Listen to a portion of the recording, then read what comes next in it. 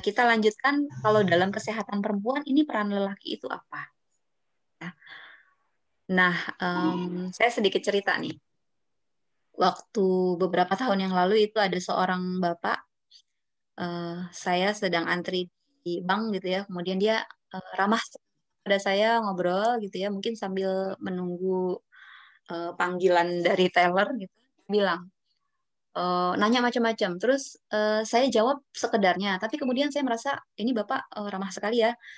Nah, karena saya itu sukanya diskusi tentang kesehatan anak gitu ya. Jadi saya tanya bapak itu, saya tanya balik nih, bapak sudah berkeluarga? Sudah katanya. Punya anak? Punya. Ada berapa pak anaknya? Ada dua, dia bilang. Nah, boleh cerita pak tentang anaknya? Lalu dia cerita. Dia bilang statementnya tegas sekali. Saya punya anak dua, yang satu anak sapi, yang satu anak ASI. Oh gitu ya Pak. Terus Bapak lebih suka, lebih apa ya, lebih cenderung kepada yang mana? Saya lebih sayang kepada anak sapi katanya. Loh kenapa Pak? Saya tanya gitu. Dia bilang kalau anak ASI itu dia lengket terus sama ibunya. Gak bisa diajak main sama saya katanya gitu. Tapi kalau anak sapi saya bisa akrab, saya bisa gendong, saya bisa ajak main gitu ya. Nah, kemudian ini diskusinya berlanjut. Ibu dan Bapak boleh kasih komentar lagi ya, nanti kira-kira diskusinya seperti apa. Ya, nah ini salah satu dukungan nih sebenarnya. Ketika seorang ayah itu dalam persepsinya dia seperti itu.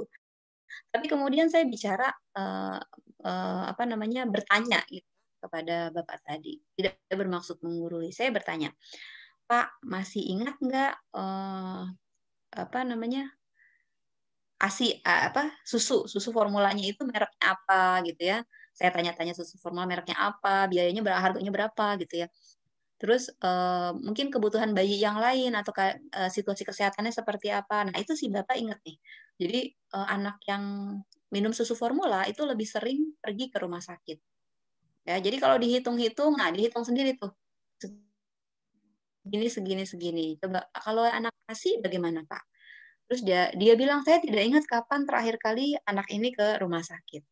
Oke. Terus dia sadar, sadar sendiri dia bilang bahwa oh ternyata mahal ya anak-anak sapi itu memang mahal ya, anak mahal ya. Dia langsung mengakui seperti itu. Nah, terus tapi gimana dong? Saya kan mau akrab juga dengan anak saya, katanya gitu. Terus saya bilang, Pak, kalau anak itu eh, anak ASI ya berarti menyusu kepada ibunya, tidak diberikan susu formula. Apakah sepanjang hari si anak itu melekat dengan ibunya? Tentu tidak ya. Jadi ada saatnya dia melakukan hal lain. Misalnya apa, Pak? Dia jawab oke. Misalnya, kemudian nanti diajak main, digendong keluar rumah, misalnya gitu ya. Nah, setelah mandi misalnya ada nggak dipijit-pijit, misalnya gitu. Pak, boleh nggak hal itu dilakukan oleh Bapak? Saya bilang begitu. Terus dia bilang, oh iya ya, harusnya saya ikut ya kursus pijat bayi, kursus pasang bedong gitu ya, kursus mengganti popok misalnya gitu. Nah, dia mulai sadar pada saat itu. Nah, apa manfaatnya kalau seorang ayah itu memberikan dukungan kepada bayinya untuk mendapatkan ASI dan kepada istrinya untuk memberikan ASI? Ya, selain tadi aspek ekonomi, nah yang penting sekali itu adalah bonding, ikatan. Banyak penelitian menunjukkan bahwa nanti nih pada saat remaja, anak-anak itu sering apa namanya? Sering istilahnya itu mengalami kenakalan remaja. Ya, ada seksualitas dan nafza. Tadi Ibu Rika tadi menyebutkan metadon ya. Program terapi rumatan metadon ini salah satu jenis eh, apa ya? Terapi substitusi, terapi pengganti dari narkoba suntik menjadi narkoba yang diminum. Dan itu diadakan gratis tuh programnya di puskesmas. Ya, jadi kalau orang yang pakai narkoba bisa mengganti dari narkoba suntik ke narkoba oral. Kenapa harus diganti dari narkoba suntik ke oral? Karena kalau narkoba suntik resiko tinggi untuk mendapatkan HIV terutama ya, HIV dan hepatitis B. Jadi infeksi-infeksi yang tertular melalui alat suntik yang tidak steril. Gitu ya. Nah, kenakalan-kenakalan remaja ini ternyata ditemukan pada anak-anak yang tidak dekat dengan ayahnya terutama. Ya, jadi kalau ayah itu sejak awal sudah cukup baik ikatannya dengan bayi, maka nanti pada masa berikutnya, pada masa kanak-kanak dan remaja, peran keluarga itu menjadi bisa dipertahankan, jadi lebih baik dibandingkan dengan anak yang tidak mendapatkan ikatan yang cukup baik dengan ayahnya. Ya, kemudian pesan berikutnya jangan jadi ayah bisu. Ini contohnya guide untuk menjadi ayah ASI. Ya, skin to skin tadi ya, memijat gitu ya. Nah, apa maksudnya ayah bisu? Ayahnya itu nggak banyak bicara gitu ya. Jadi dianggap bahwa perempuan itu memiliki kewajiban untuk menyelesaikan urusan domestik.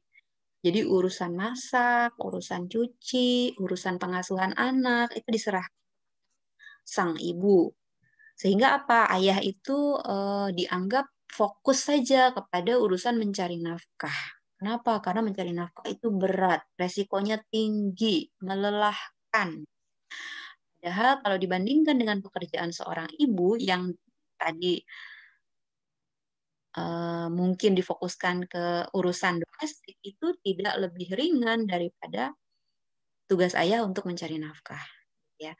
Dan kalau kita lihat di ayat suci Al-Quran itu ternyata ayat-ayat yang membahas tentang komunikasi antara orang tua ya. Kalau dibandingkan nih ayah dengan ibu itu ada 14 ayat yang saya dengar dari Ustaz ya yang apa namanya pada saat itu sedang membahas uh, parenting ya. Ada lebih banyak ayat yang membahas komunikasi ayah ke anak daripada ibu anak gitu. Diharapkan ayah itu memiliki peran juga dalam pengasuhan anak. Nah, dengan sendirinya kalau ayah membantu proses pengasuhan anak itu bersama dengan ibu, maka terjadi keseimbangan ya. Jadi di dalam keluarga saling mendukung gitu, Bu. Kalau kita biasanya kalau kita memuji diri sendiri kan aneh gitu ya. Jadi sombong gitu ya. Nah, ini sebaliknya. Sebaiknya istri memuji suami di hadapan anaknya. Kemudian suami nanti memuji istrinya di hadapan anaknya supaya si anak itu tumbuh menjadi orang yang di kemudian hari menghormati orang tuanya, kemudian tentu dia akhirnya akan menghormati orang lain yang sama maupun yang berbeda jenis kelamin dengan dirinya.